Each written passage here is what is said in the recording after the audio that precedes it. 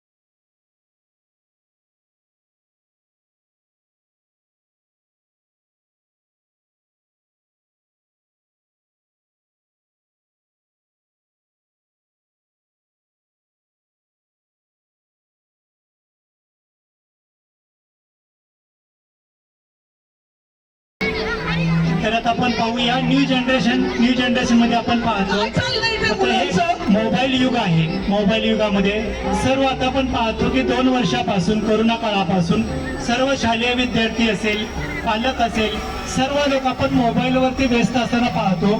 तर या मोबाईलच्या युगामुळे आपल्याला आपल्या विद्यार्थ्यांचं, मुलांचं काय नुकसान होते हे आपल्या लक्षात येते की हे प्रत्येक पालकांनी आपण पाहणं अपेक्षित आहे. यानंतर पुढचा ओल्ड जनरेशन आपण पाहिलं तर आपण पाहतो पिक्चर थिएटरमध्ये आपण पूर्वी जायचो, आपण तिकीट घ्यायचो, तिकीट घेऊन आपण त्या पिक्चर फिल्मचा आनंद घ्यायचो. तर पूर्वीच्या काळी जे थिएटर असायचे ते पडद्या पद्धतीचे थिएटर असायचे, पांढऱ्या पडद्यावरती पिक्चर फिल्म पाहायचो आणि गावोगाव ते म्हणजे प्रत्येक गावातले मुलं किंवा व्यक्ती त्या पिक्चर फिल्मचा आनंद घ्यायचे. की पडद्यावर मोठ्या स्क्रीनवरती आपल्या ते पिक्चर दिसते आणि त्या पिक्चर मध्ये काय काय व्यक्त केले हे मुलं, विद्यार्थी आपापले त्यातून आनंद व्यक्त करतात. आणि त्या काळी असं खुर्च्या किंवा थिएटर नसायचे, खाली बसूनच आपण ग्रामीण किंवा गावामध्ये पिक्चर बघायचो. हा याचा खरा आस्वाद मुलांना.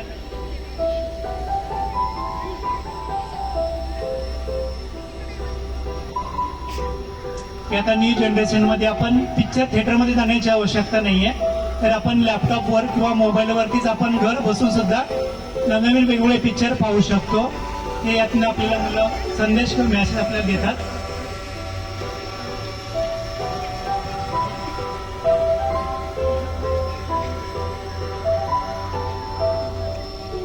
की इंडिव्हिज्युअल किंवा आपण कुठेही घरी कुठेही म्हणजे ऑन वे कुठेही पाहू शकतो, असं याला काही स्थळ ठिकाणचं बंधन नाहीये.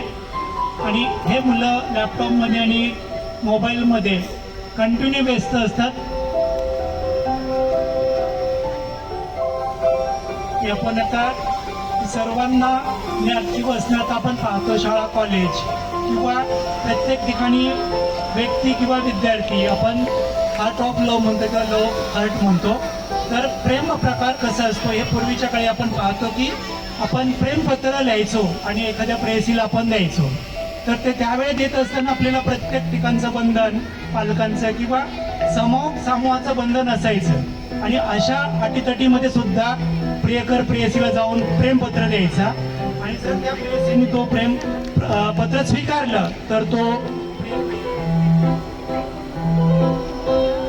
आता नवीन जनरेशन मध्ये आपण पाहतो आपल्याकडे मोबाईल आहे, लॅपटॉप आहे, आपण मेसेजिंग करतो, व्हिडिओ कॉलिंग करतो आणि आपण वेगवेगळ्या ठिकाणी पाहतो. आपण म्हणजे की शाळा असेल, कॉलेज असेल किंवा IT पार्क किंवा कुठेही पाहतो आपण की अशा ठिकाणी एखाद्या प्रियकर एखाद्या प्रेयसीला तिची इच्छा नसताना सुद्धा ते प्रेम तिला हे करण्याचा प्रयत्न करतो. तर अशा वेळेस जर आपली मुलगी स्ट्रॉंगनेस असेल तर ते त्याला प्रतिरोध करून त्याची जागा दाखवून देते. ही आपल्या न्यू जनरेशन मध्ये आपण शिकण्यासारखं आहे.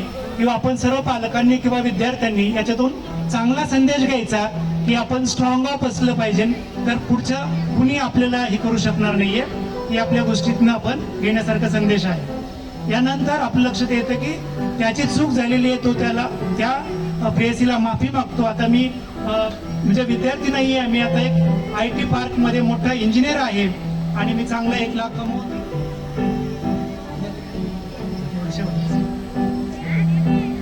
त्यानंतर आपण पाहतो की आता पूर्वीच्या काळी आपल्याकडे मिक्सर पद्धत नसायची, आपण पाट्यावरती भाजीचं वाटण वगैरे वाटायचो. त्यातनं खऱ्या अर्थाने आपला शारीरिक व्यायाम व्हायचा आणि कुठल्याही प्रकारचं बॅक पेन किंवा हँडचं कुठलाही बॅकबोन आपल्याला किंवा आजार, तर आपण कुठल्या गोष्टींचा यूज आपल्या शरीरासाठी आणि कामासाठी करायचा, यातून आपल्या घेण्यासारखा संदेश चांगला आहे.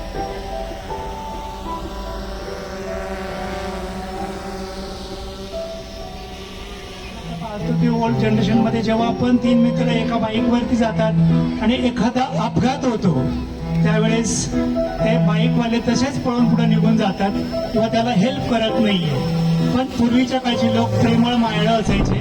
जर कुणी असा अपघात पाहिला तर लोक त्याला पटकन येऊन हेल्प करायचे आणि त्याला किंवा फोन करून गाडी बोलवा, ॲम्ब्युलन्स बोलवा किंवा दवाखान्यात घेऊन जा अशी हेल्प करायची. म्हणजे त्यांची सहानुभूती आणि प्रेम होच प्रकार आपण न्यू जनरेशन मध्ये पाहतो की आताचे पारेश कुमार हातामध्ये मोबाईल आणि ड्रायव्हिंग करत असताना अपघात करतात आणि त्या व्यक्तीला अपघात झाल्यानंतर मदत न करता ते निघून जातात आणि बाकीचे काही लोक त्या ठिकाणी येतात आणि त्या अपघात झालेल्या व्यक्तीचा फोटो काढतात, सेल्फी काढतात आणि स्वतः मदत न करता ते पोलीस स्टेशनला किंवा इतर लोकांना त्याचा फक्त फोटो पाठवतात.